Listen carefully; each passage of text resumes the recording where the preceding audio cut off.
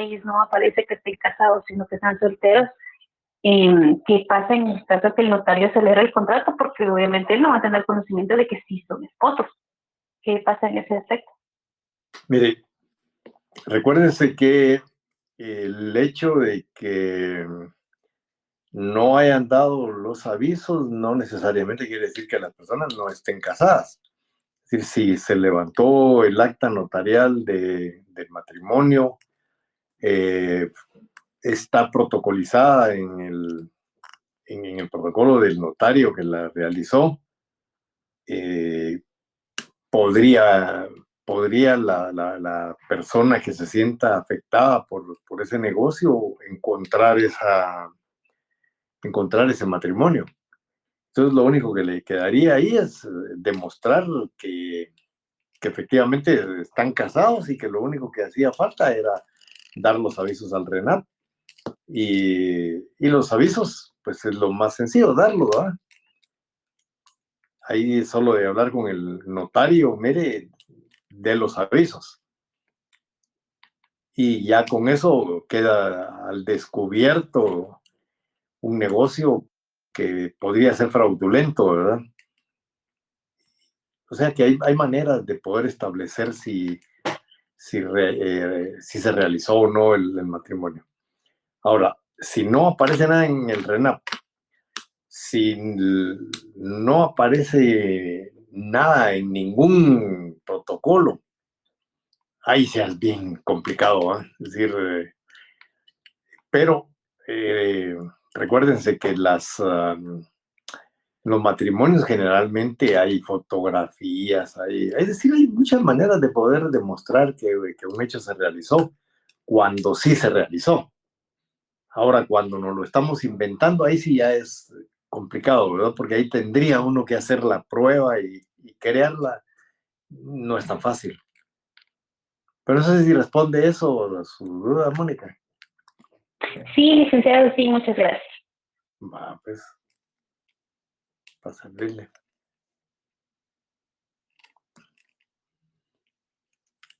¿Quién más tiene dudas? La verdad es que el tema de la nulidad para nosotros no era un tema ajeno, ya habíamos platicado sobre ella. Y si desde la primera vez entendimos lo que era la nulidad absoluta, su procedencia, y lo que era la anulabilidad y su procedencia, lo demás ya era solo agregarle algunos aditamentos que nos hacía falta. Pero ya sabían ustedes lo que era la nulidad y la anulabilidad. Igual puede haber dudas. ¿Cuáles son esas dudas?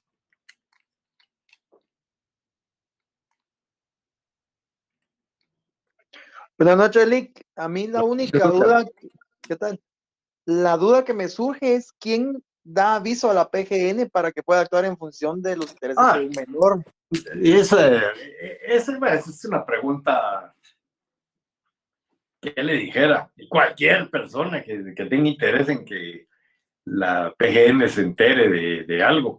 Imagínese un menor de edad que es evidente que el representante legal le quiere robar sus bienes y están haciendo ahí algún negocio que no es correcto.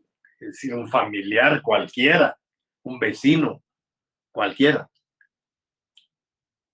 No, la ley no establece quién debe darle aviso a la PGN. Obviamente la PGN, si no le notifican, no le avisan, nunca se va a enterar.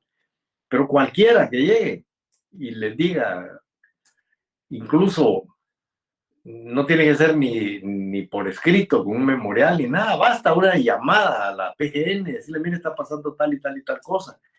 Y la PGN tiene la obligación de verificar, porque su obligación es proteger los intereses de los menores, no solo proteger los intereses del Estado. La ley le asigna la protección de los menores, los ausentes y las personas declaradas en estado de interdicción. Cualquiera, Oscar. Ah, bueno, muchas gracias, Lick. Bueno.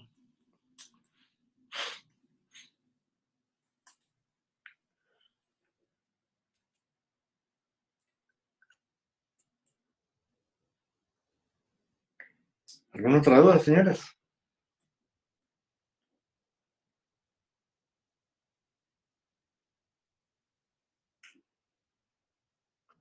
Que si no, pues ahí lo dejamos, ya saben, mi correo está siempre abierto para resolver las dudas que surjan en el momento que ustedes están estudiando. Y el martes, al comenzar la clase, si tienen dudas, por ahí podemos comenzar resolviendo sus dudas. Y siempre está en pie. Cuando les dije, si estudian en grupo y de repente necesitan que yo les explique algo, pues solo se comunican conmigo y yo me dan la clave del, del link el que vayan a usar y yo me meto con todo gusto a la clase, al estudio con ustedes. No hay ningún problema. Bueno, ¿alguna duda? Gracias, Licenciado, licenciado. buenas noches. Buenas noches. Mire, licenciado, yo tengo una duda en relación a la anulidad absoluta y la anulabilidad en relación a los terceros. Sí. Estoy un poco confundido ahí en el impacto que llega a tener en un tercero de buena fe en relación a la absoluta y a la relativa. No, mire, tiene razón en tener esa duda. Yo creo que ya lo había mencionado en alguna ocasión, pero no hay ningún problema. Les decía, les voy a recordar algo que para ustedes no es nuevo, porque lo vieron en derecho penal. A ustedes les hablaban de la fruta del árbol envenenado. Si el árbol está envenenado, el fruto está envenenado. Entonces, en el caso de la nulidad absoluta, si la nulidad absoluta no nace a la vida jurídica, no hay contrato. Si no hay contrato, no surte efectos jurídicos. Por lo tanto, todo lo que se haga después de ese contrato nulo de pleno derecho no tiene ninguna validez. ¿Por qué razón? Porque no nació a la vida jurídica. Les iba a comentar algo que leí de un tipo, también ha escrito sus libros sobre derecho civil, que ya están algo desactualizados, pero a veces hace una relación entre un niño que nace muerto y un niño que nace enfermo de salud precaria, dice él. El niño que nace muerto, no va a nacer a la vida jamás. Ni el doctor Frankenstein lo va a volver a la vida, es decir, nace muerto. Y entonces ese niño no va a poder, es decir, sencillamente está muerto. No es lo mismo, decía él, con un niño que nace enfermo, precario de salud. Ese niño nace, ese niño tiene vida por el tiempo que la tenga, pues. Y mientras eso ocurre, él produce efectos.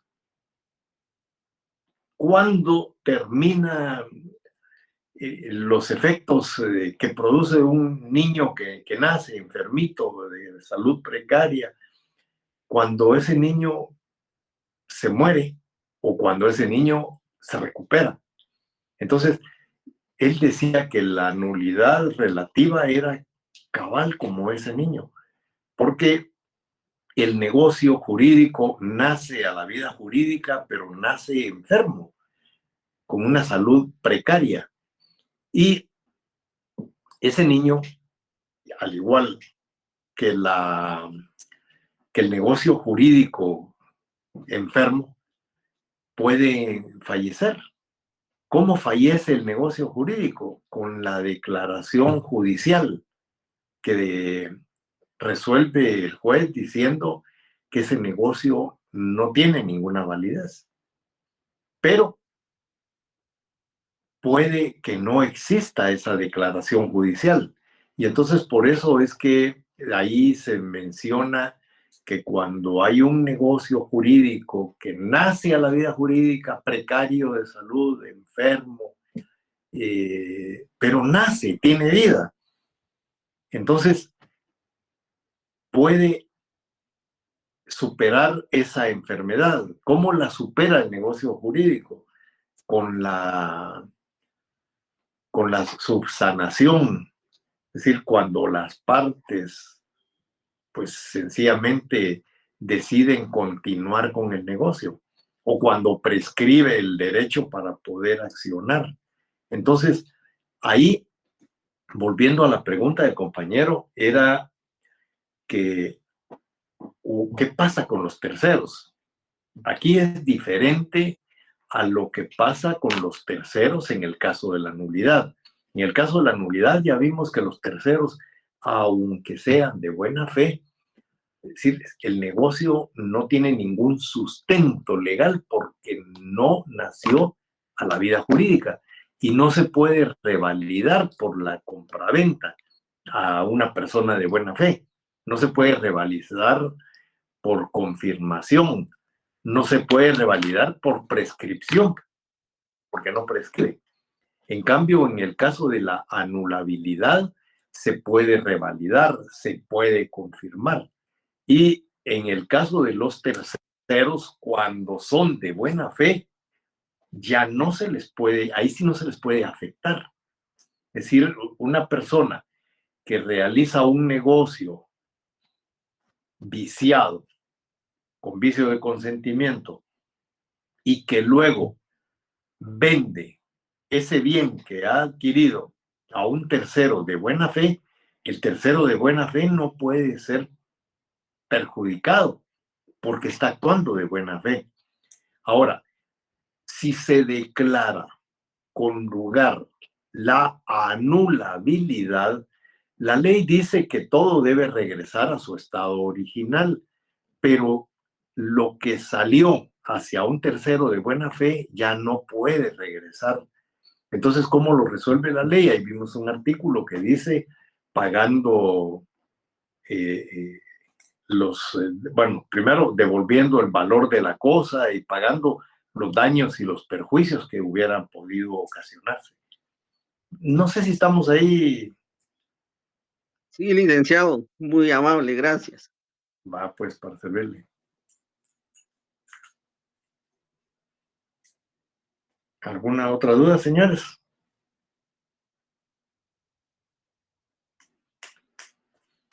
Si no, pues nos vamos a descansar todos, ya estamos cansados.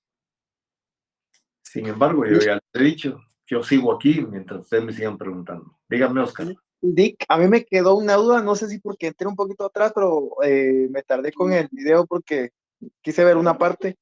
Pero cuando dice que hay restricción para los cónyuges para hacer un contrato de compra-venta, me queda un poco de dudas si en el caso de los cuasimatrimonios, aquellos que viven en unión de hecho, aquí también aplica esa restricción, porque es un poquito complejo de demostrarlo, pero a través de fotos y testimonios, pues se puede.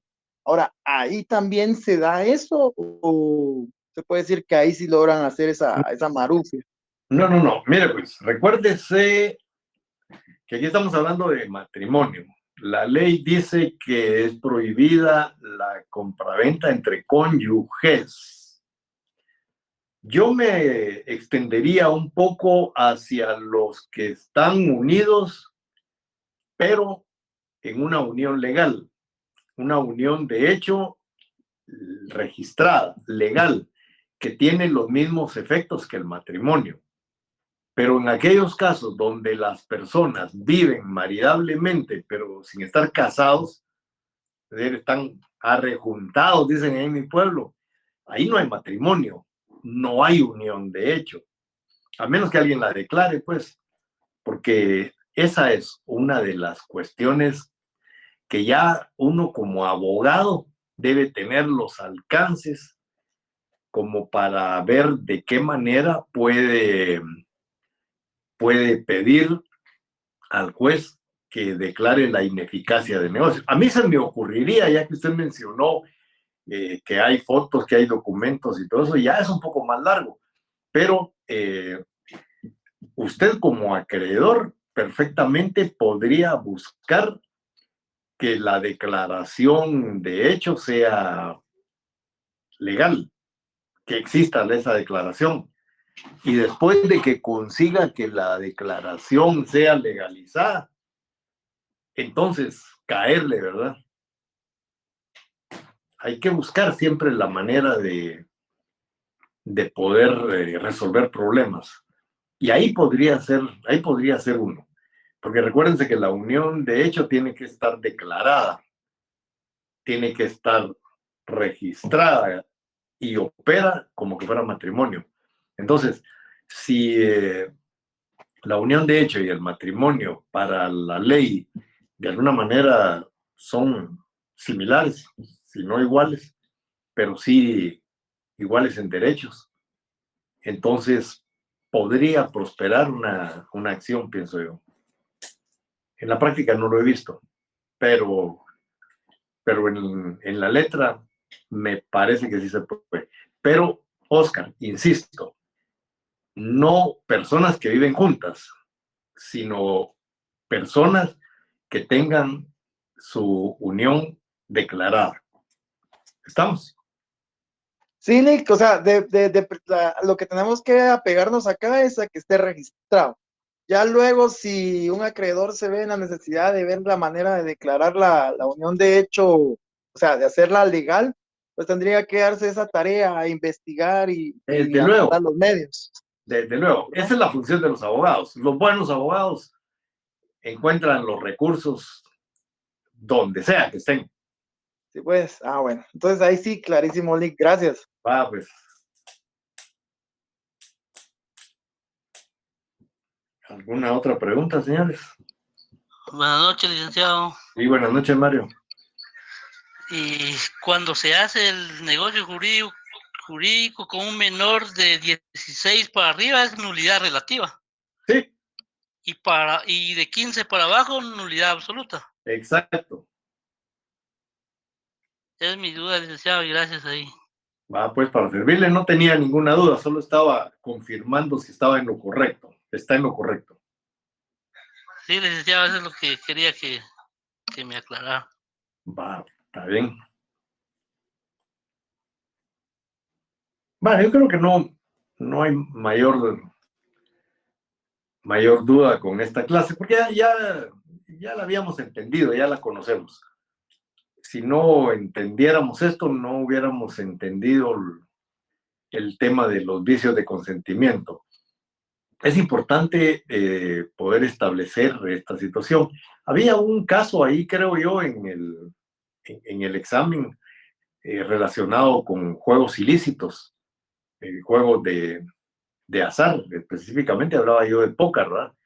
En el caso del póker está prohibido por la ley, sin embargo ocurre y se da, todas las noches está la gente jugando y todas las noches se está apostando y perdiendo la gente, muchas veces apostando la casa donde viven, a la mujer y a los hijos incluso. Entonces, la ley prohíbe ese tipo de juegos precisamente por los alcances que tiene. Una, dos, recuerden ustedes que las personas que juegan ya de esa manera son personas que deben ser declaradas en estado de interdicción, porque esa ya es una enfermedad mental, ese ya es un vicio. Entonces, hay que declararlos en estado de interdicción para proteger el patrimonio y proteger a la familia incluso.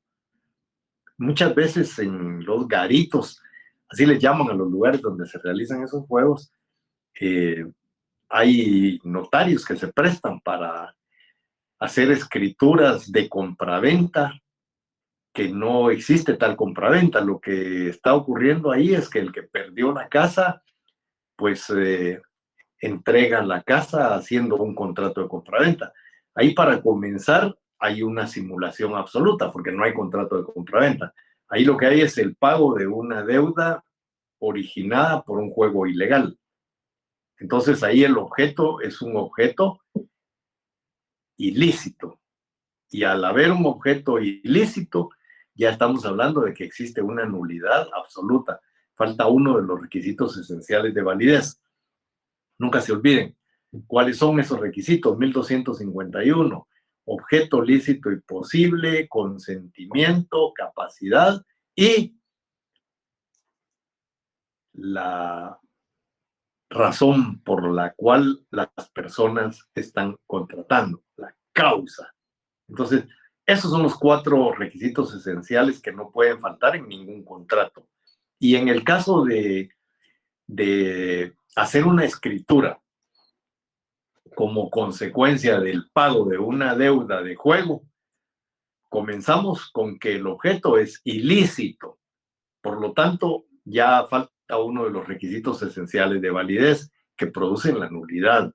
Segundo, es un negocio simulado, porque ahí realmente lo que hay es un negocio que no existe. La compraventa como tal no existe. Y ni siquiera se está encubriendo la naturaleza verdadera del negocio, porque no hay negocio, porque realmente no existe un negocio. Sí hay el pago de una deuda, pero es ilegal. Y por otro lado, yo diría que hay algo de violencia psicológica también, porque como dice o decía don Vicente Fernández, ojalá se reponga don Vicente Fernández de su enfermedad, decía él que las deudas de juego son deudas de honor. Y entonces cuando a uno le meten eso, las deudas de juego son deudas de honor. Si usted se mete a jugar y pierde, tiene que pagar. Y eso también ya afecta al ánimo de una persona. Y si a eso le agregamos que la persona debiera de ser declarada en estado de interdicción por ser viciosa, ese negocio nunca va a ser un negocio real, legítimo, auténtico. Entonces ahí lo que va a caber toda la vida es la nulidad sobre ese negocio que se realice como consecuencia de un juego ilegal. ¿Va? ¿Alguna duda? Lick, buenas noches, perdone que entré un poquito tarde, que tuve ahí inconvenientes. Estaba escuchando al compañero, pero no sé si lo escuché todo. Según el artículo 1792 dice que el marido no puede comprar o vender de su mujer, ¿verdad? Pero él decía, le alcancé a escuchar, de que si ellos no están casados o no tienen la unión de hecho legal, eso no aplica a este artículo, ¿o sí? No, claro, de su peso cae. La norma es bien clara. Los que están casados, dice la norma, no pueden venderse entre ellos. Okay. Los que están casados. Por eso dice, es prohibida la compraventa entre cónyuges. ¿Eso qué quiere decir? Que están casados. Okay. Licky, y en el caso de que, por ejemplo, yo no esté casado con mi mujer, mi esposa, y pues ya nos hicimos ahí un par de negocios, yo que le vendí tu casa, me vendí aquel terreno, luego decidimos casarnos, eso ya es aparte. Eso ya es aparte porque se cuenta desde el momento que se casan. El negocio se realizó antes del matrimonio. Okay. La ley prohíbe dentro del matrimonio, no antes ni después. Es decir, si usted tenía una casita que su mujer se quedó con ella y se divorcian y usted quiere esa casa, usted puede negociar con ella. Mira, vendémela y se ponen de acuerdo, se la vende, usted paga por ella. Ahí es un negocio que está fuera del matrimonio. Es decir, ya una vez separados por el divorcio, ya no hay matrimonio, se acabó el matrimonio. La ley en el artículo, usted lo ve, dice los que están casados, los que están dentro del matrimonio. Por eso cuando habla de los cónyuges, está hablando de los que están casados. No podemos hablar de cónyuges de los que están divorciados. Obvio, ¿eh? Eso me recordó ahorita de aquella señora que se divorció por por querer ser presidenta. Gracias, Alex. Vaya, pues. ¿Hasta dónde llegó su ambición, verdad? Que